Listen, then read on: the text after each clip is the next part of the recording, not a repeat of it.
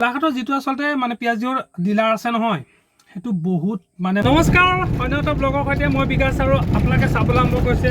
বিকাশ new blogs আৰু আজি মই আহিছিলোঁ খনিকৰ পুথি নামঘৰলৈ এতিয়া বাজিছে সময় 1:10 মান হৈছে মানে অথনি আগবেলাতে ওলাই গ'লোঁ প্ৰায় ৰাতিপুৱা 8টা মানতে ওলাই গ'লোঁ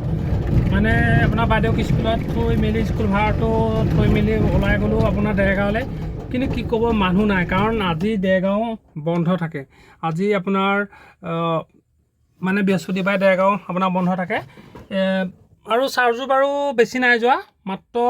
দুঘাট গৈছে চলিছে 76 কিন্তু আগতে আচলতে মোৰ ইমান চলা নাছিলে মানে এঘাটত প্ৰায় মানে 20-21 কিলোমিটাৰহে চলে মানে দেখা যায় যে পিয়াজৰ গাড়ীখন কিন্তু বেয়া নহয় কিন্তু এটা কথা দেখা যায় যে মানে কিছুমান মানুহৰ মানে পিয়াজো আপোনাৰ মানে মাইলেজটো নাপায় কিন্তু মাইলেজটো মই বঢ়াৰ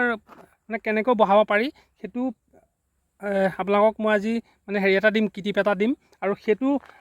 কিটিপ যদি আপোনালোকো আচলতে মানে ব্যৱহাৰ কৰে আপোনাৰ গাড়ীখনো মাইলেজ 150+ দিব মানে মোৰ এখন আপোনালোকে দেখিবলৈ পাইছে ইলেক্ট্ৰিক এফেক্স মেক্স এইখনৰ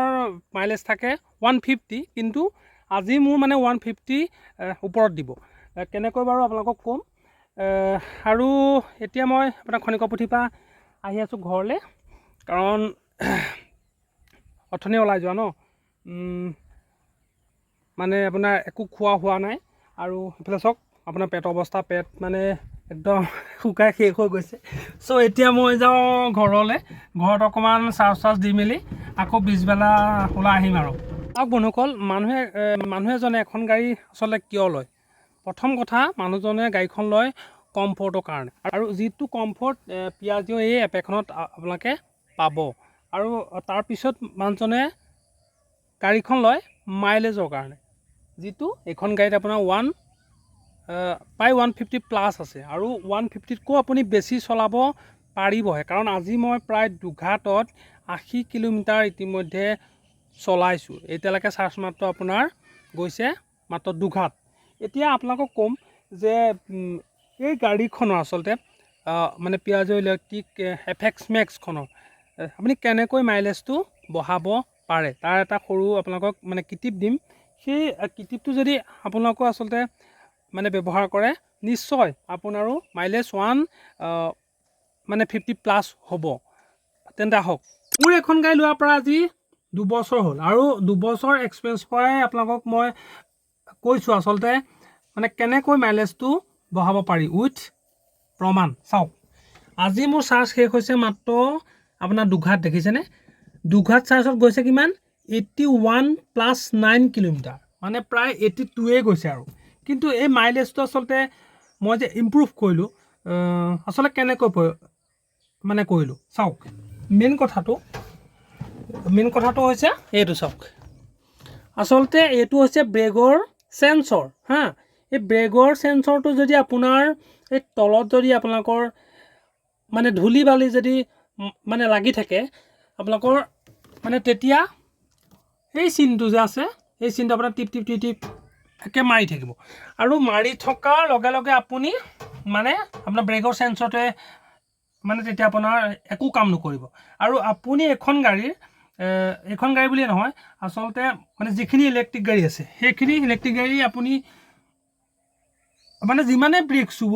সিমানে চাৰ্জটো আচলতে বেছিকৈ খাই পেলায় যদিহে চেঞ্চৰটোৱে কাম নকৰে এতিয়া এই চেঞ্চৰটো আপোনালোকে বেয়া নহয় কিন্তু বেয়া হয় কেলৈ কওকচোন ইয়াত আচলতে যিবোৰ ধূলি বালি লাগি থাকে হা সেইবিলাক লাগি থাকিলে এই চেঞ্চৰটো বেয়া হয়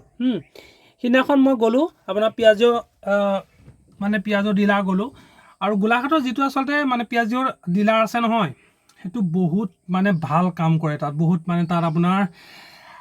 ছাৰ্ভিচটো মানে বহুত ভাল হয় এতিয়া মই তালৈ গ'লোঁ আৰু তাত আপোনাৰ মেকানিক এজন আছে সেই মেকানিকজন আচলতে ইমানেই ধুনীয়া কাম কৰিলে চাওক মানে এই বস্তুটো যে আছিলে চব ধূলি বালি অঁতৰাই একদম মানে ধুনীয়াকৈ লগাই দিলে আপোনাৰ এতিয়া মোৰ মাইলেজ প্ৰায় 150 মানে প্লাছ যাব কাৰণ দুঘাটতে যদি 81 গৈছে আৰু 3 ঘাট বাকী আছেই সেই 3 ঘাটত আপোনালোকে ভাবি চাওক যে কিমান কিলোমিটাৰ আচলতে মোৰ আৰু গাড়ীখন চলিব। চ' সেনেকৈ হ'লে আপোনালোকৰো মানে ভাল হ'ব, তেতিয়া আপোনালোকে কম চাৰ্জতে মানে বহুত টকা ইনকাম কৰিব পাৰিব। চ' আজিলৈ ইমানেই, আৰু এতিয়া মই পালোহি ঘৰ। সেইটো চাওক আমাৰ ঘৰৰ আপোনাৰ পদূলিটো, আৰু এতিয়া অকণমান ৰেষ্ট লওঁ। আৰু লাইনৰ বিলটোতো এতিয়া ইমানো তাৰমানে আপোনাৰ নাহে, ইমান খৰচ নহয়, কাৰণ মোৰ মাইলেজটো ইতিমধ্যে বাঢ়ি গুচি গ'ল। চ'